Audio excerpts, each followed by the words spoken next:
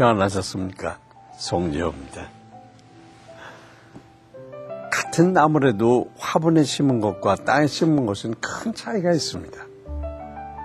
땅이 주는 힘과 화분의 흙이 주는 힘이 다르기 때문입니다. 아무리 거목으로 성장할 수 있는 나무라고 할지라도 화분에 심기면 그 크기만큼만 자란다고 합니다. 그러나 땅에 심긴 나무는 대지의 기운을 받아서 자랄 수 있는 만큼 최대한 하늘을 향해 뻗어나갑니다. 우리의 인생도 마찬가지입니다. 하나님의 나라에 심겨진 사람이 있고 세상 가운데 심겨진 사람이 있습니다. 우리에게 필요한 모든 것을 공급해 주시며 끝없는 사랑을 부어주시는 하나님 나라에 심겨진 나무는 풍성하고 건강한 나무가 됩니다.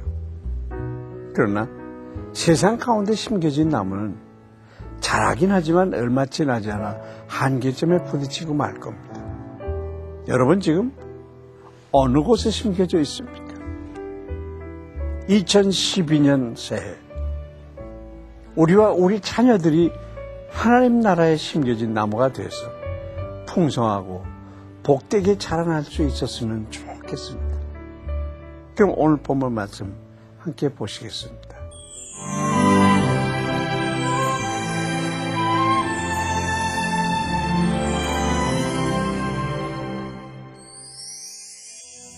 오늘 보실 말씀은 마가복음 1장 1절부터 8절까지입니다.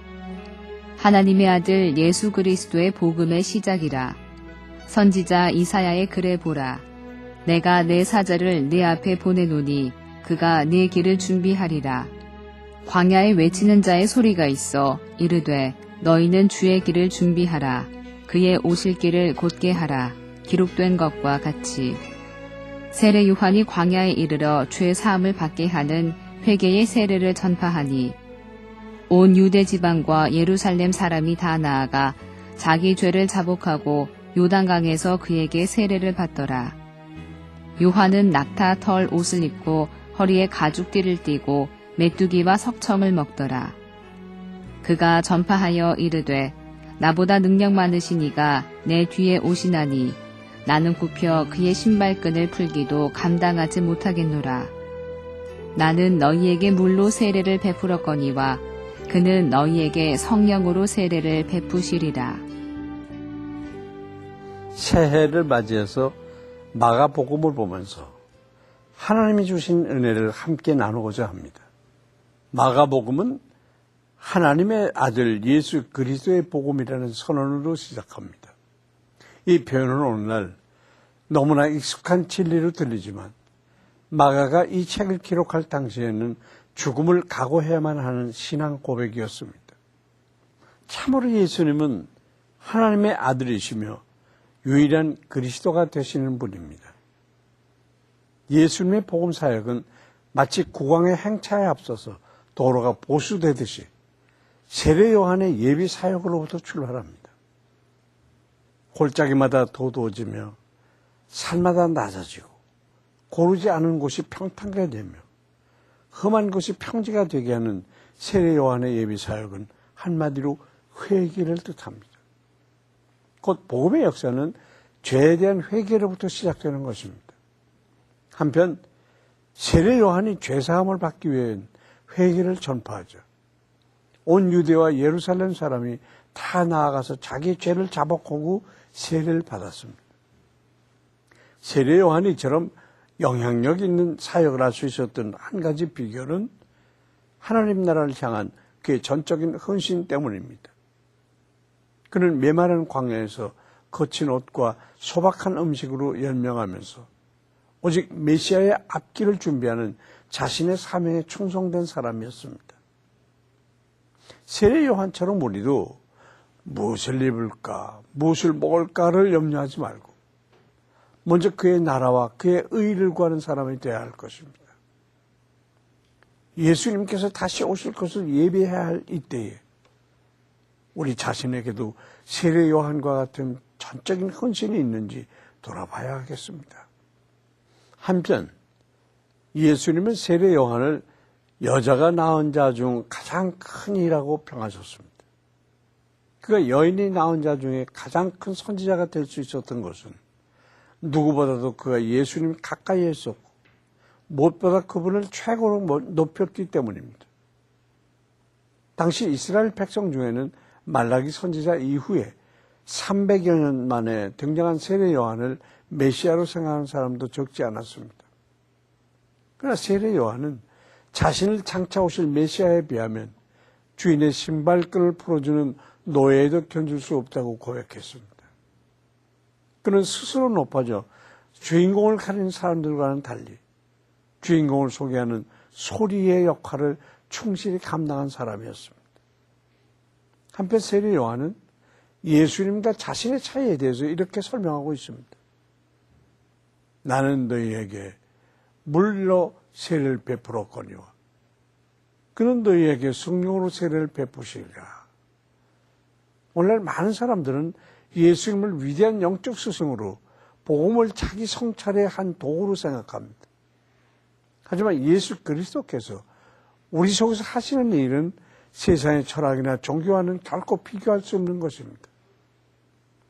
예수님이 우리에게 베푸시는 것은 물로 씻기는 정도의 정화가 아니라 불로 녹이는 완전한 변화입니다. 오직 하나님의 아들이신 그분만이 죄인을 의인으로 사탄에 속한 자를 하나님의 자녀로 변화시키는 일을 하실 수 있습니다. 신앙의 핵심은 바로 정체성입니다. 예수님이 어떤 분이신지 그리고 내가 어떤 사람인지 바로 알 때 우리는 살아계신 하나님을 더욱 잘 섬길 수가 있는 것입니다. 말씀을 통해서 예수님께 더 가까이 나가는 여러분 되시기를 바랍니다.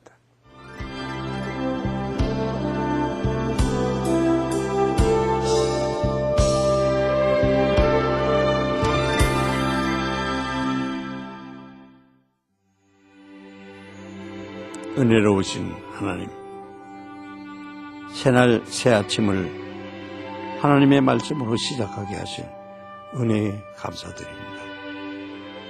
세례 요한의 헌신적인 삶을 보면서 우리의 부족함을 다시 한번 깨닫게 됩니다.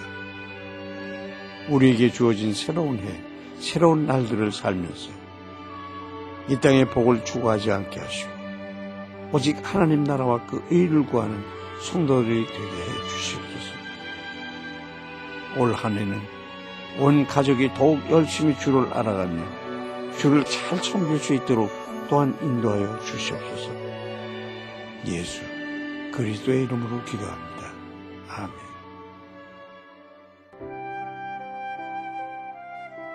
그 이름에 해안지대라는 의미가 담긴 스와힐리족은 소말리아와 북부 케냐의 해안에 살고 있습니다.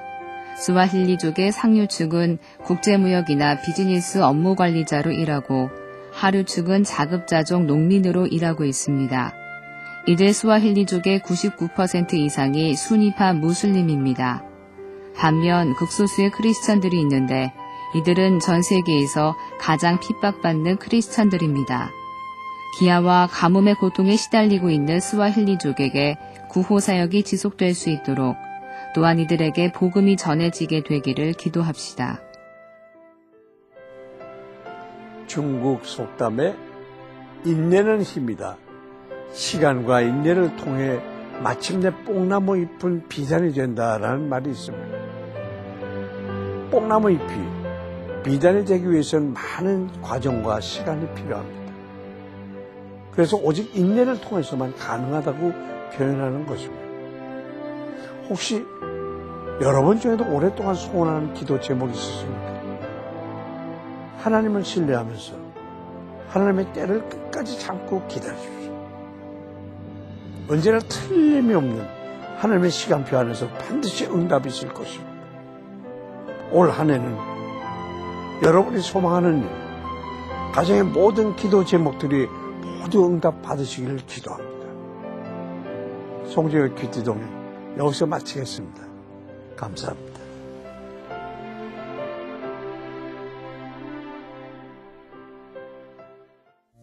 이 프로그램에는 GTM에서 큐티 교재 GT를, 책으로 만나는 성지 순례 답사기 바이블 루트를, 수아영에서 기초 화장품을 협찬해 주셨습니다.